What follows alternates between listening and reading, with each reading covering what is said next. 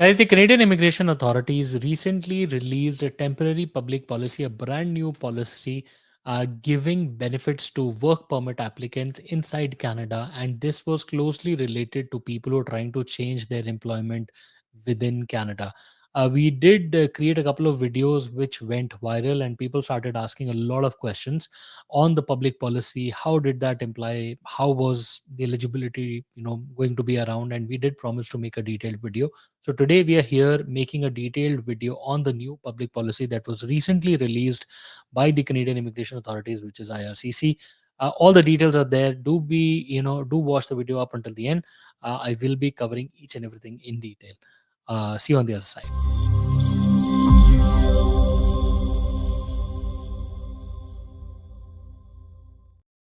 Guys, welcome back. Once again, my name is Sahil and I'm a regulated Canadian immigration consultant and I practice here in Ontario. My office is here. If you have to get in touch with me, my number is on the screen and the details are there in the description box. More than happy to speak with you. Before we proceed any further, please make sure that you hit the subscribe button and the bell icon because we talk a lot about Canadian immigration. And if you are an aspirant of moving to Canada, then this is a channel that you must be subscribed to all the time. So, guys, what we are discussing today is the very important public policy that was recently released by IRCC.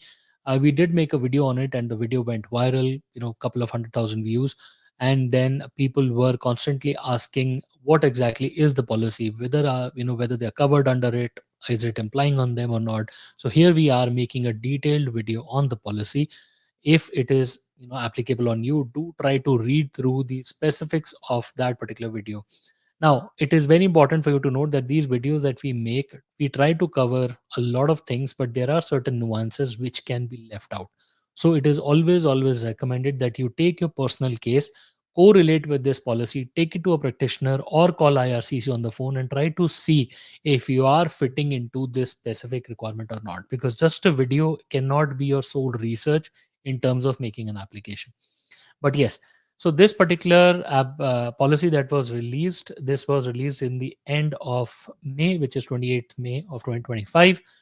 This particular policy talks about IRCC trying to let people inside Canada. So basically, they want to let work permit applicants within Canada to continue working. Now, what had happened was IRCC is now focusing on keeping the work permit holders inside Canada and letting them transition to a new role easily. So that's the whole thought behind it. This is not for people who are outside Canada. Hence, if you're already inside Canada, if you have a work permit, if you're trying to change to a new work permit, this is a broad set, I will explain. So if you're trying to change into a new work permit, this policy can potentially be applicable on you. Let's just take a look at this. If you're trying to apply for a new work permit, uh, which while you're inside Canada, and you have to apply if you have to wait for the new work permit to be issued or to be fully processed before the new job can be started. So what historically used to happen was, say for example, you're inside Canada on a closed work permit and you find a new job, you get an LMIA or your LMI exempt or whatever, you apply for a new work permit. Technically, you could, in the past, you could not start the new job unless the new work permit was approved. This is what used to happen. In the interim, you could have submitted a web form to IRCC saying that I've already applied for a new work permit. Please give me authorization to work. IRCC would then send you an authorization, the interim authorization to work on an email, and then you could have started. This was the pre thing that used to happen. So, going from one closed work permit, you could have applied for another closed work permit, like change in employer, change in conditions, or change in location, or anything, right? And in the middle, you could not have worked unless you applied for that web form to let you authorize, let IRCC authorize you to work. So that was happening previously. In the new policy that is coming through, IRCC says you don't have to wait anymore. You can start working based on this public policy, which I will just read through again further in detail. They are saying that the objective of this policy is to allow temporary foreign workers already inside Canada who are changing jobs or employers. This is very important, guys. This is not for an open work permit. So if you're on an open work permit, do not think that this is applicable on you. Okay.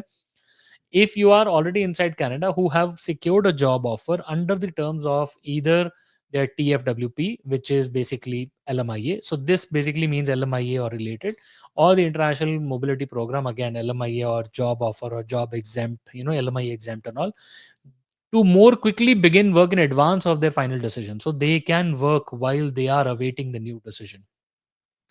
Again, there are certain following people. So this is applicable to the following people. People who are currently on maintained status and are authorized to work while their work permit is pending, but who are bound to the conditions of imposed on their expired work permit, such as they cannot move to a new occupation or an employer on maintained status. So this is for those people. So say for example, if a person is working with employer A, applied for another work permit on on a new employer or a new LMI or anything, that person can use this. So again, going to the specifics, you continue to hold a work permit that limits them from working for a named employer, but you need to transition to a different occupation or employer, and for that reason may including having been laid off, that also is included.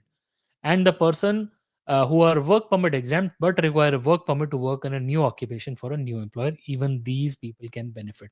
So only three kinds of people, again, only three kind of people can benefit from this. People who are on maintained status, applying for something else, like applying for a new position or a work, who continue to have a work permit, but it limits them from moving in employment. Like for example, going to a new occupation, new employer, and newbody, new situation.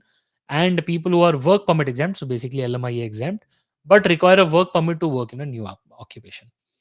Guys, just to answer a commonly asked question, that is it for open work permits? Is it a new open work permit policy? No, this is not an open work permit policy. This is for changing employer, changing occupation, going to a new place. And just to let you know, like I previously said, you could have done that previously also, but you had to wait for the web form to come through. This is just speeding up automatically. Okay. Now, there are conditions also here. Based on the public policy, there are certain conditions on the foreign national. Person is in Canada with a valid temporary resident status, meets the requirements of Section 199A and 199B. You'll have to go through the details of this. Intends to work for a new employer and or an occupation as specified by the job offer in their work permit as described in point 3, which is here. Okay, and has applied for the public policy exemption using electronic means for the purpose with an alternate format as defined by the department, or has requested an exemption to be able to be applicable until a decision is made. So you have to submit a particular offer explanation letter along with this, that you're claiming this policy, and you should be okay. Guys, like I said, this particular public policy did create a couple of rounds on social media, and all of the practitioners have been busy explaining people on what this actually means. Like I said, this has been previously put in use by IRCC in a different format, but now it is more of a formalized and lets people get an exemption from certain provisions of ARPA and IRPR, which people can utilize.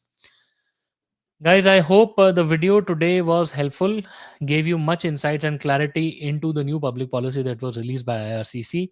If you have anything to discuss with us, please feel free to schedule an appointment. My details are there on the screen. We would be more than happy to speak with you in the appointment and the consultation. Guys, also, if you haven't subscribed to our channel yet, please do consider subscribing to us on YouTube and all the other social media platforms, including Insta, TikTok, and the other platforms. We do bring in latest updates on Canadian immigration. Once again, it was nice talking to you today, and we hope to bring you more information in the future. All the best.